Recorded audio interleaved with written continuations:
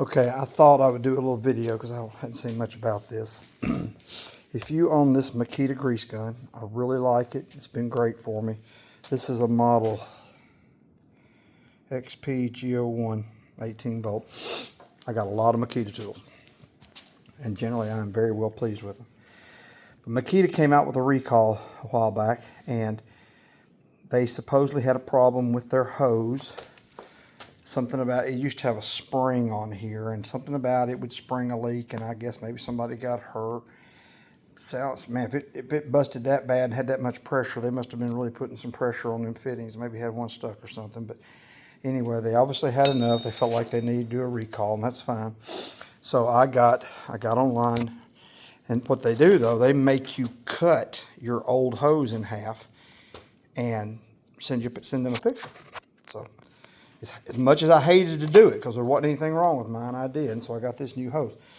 I don't know what's up with Makita and these fittings. These are the biggest hose fittings I've ever seen in my life, especially on this working end. I mean, it's just gigantic. But that's not the real issue. The real issue was I like to use a Lock and Lube on the end of mine for greasing farm equipment, stuff like that. Most of it's pretty easy to get to, and as long as I can get that straight in there, I like the little Lock and Lube. Lock and Lube's not perfect, but make sure you get extra rebuild. Like I think the one I got came with a rebuild kit, and because if you put these on, if there's anything hot or something like that, the little rubber pieces in the end, you have to take that apart. It's not hard, and replace it. It's no big deal. It's a serviceable component. But the biggest problem is, and this is what irritated me, the old hose that Makita had a 1/8" pipe thread fitting on it because my Lock and Lube threaded directly onto the hose. It was great. It seems like 99% of grease hoses have it seems like an industry standard of 1/8" pipe thread. Well, lo and behold, Makita decided they're going to put a metric one on there.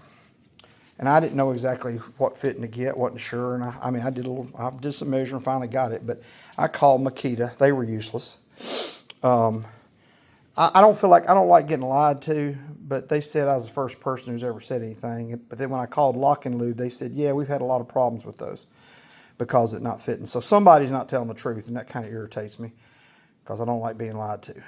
Whether the guy was lying or not, but he was very off-putting at Makita, and I spent way too much money on Makita tools, and I've always, even if I've had to send something back, fine. But this gentleman, I didn't really appreciate his.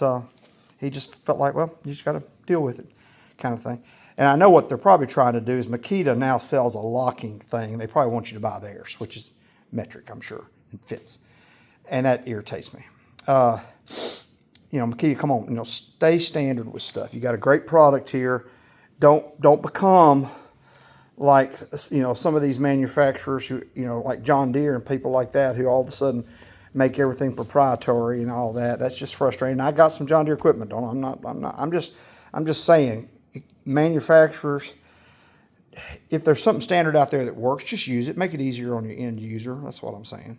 But anyway, long story short, hey, and these are first world problems. I'm not a person who likes to complain or gripe, that's for sure. I'm doing this just to maybe save somebody else the headache that I had to go through.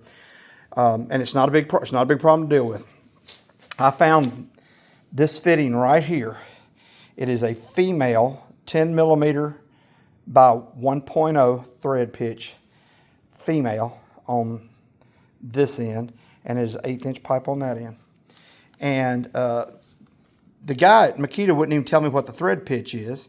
And the people at Lock and Lube said, yeah, we've had trouble getting that information out of them. Well, I just took a 10 millimeter tap, about 1.0, stuck it up there, and it seemed to be exactly the same. So I took a $6 chance. I think this thing was about $6 on Amazon, stainless steel. I just took a $6 chance or whatever it costs or something like that and ordered one just to see how it'd work. And it's worked fine. What I did put a little Teflon tape. I noticed it was maybe going down a little further. There's not an O-ring or anything inside it. So I did put 2 rungs of Teflon tape on the adapter, threaded it on there, snugged it down. It went real tight, and I've been out there greasing fittings, and I hadn't had any leakage. I did have a tiny, very tiny leakage where I had put the 1/8" fitting together dry. It's my bad. I should have put some I did go back and put Teflon tape on it, which I should have done because I've done enough 1/8" pipe fittings. You got to put some kind of, usually best put some kind of sealant on there or Teflon tape or something. So that's what I put on there. Just a couple of rungs, and it tightened up fine. I don't think that's going to be a bigger problem. I hope this just saves somebody a headache. So if you got into this with your Makita, and now you've got this Makita hose with the giant ends on it, I just never seen such an end. I mean, I'm sure it's heavy duty. I'm not doubting that, but them Makita people don't put grease guns where I do. They have to go in some tight places, but hopefully it's going to work out for me. I hated cutting that other hose in half that was working, but they wouldn't send you a new one until you sent them a picture of it. And they did. I mean, they were fast about it. I can't complain about any of that. They took care of it. I guess there was a problem. They took care of it. I just wish they had made that hose up.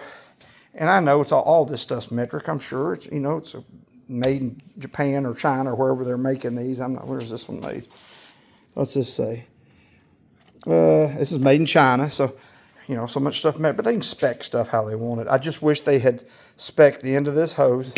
Let me see if I can cut let me walk over here. I kept the original Makita end. Here it is. This is the original end that it came on, which, it's fine. I just like the Lock and Lube kind better. But that thread pitch right there, from what I bought that fit, was a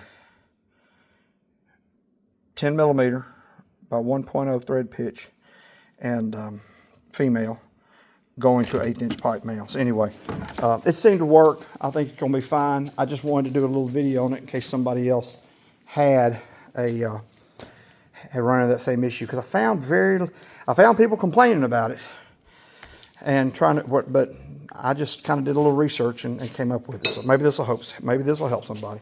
I hope it does. All right, y'all have a blessed day. Take care.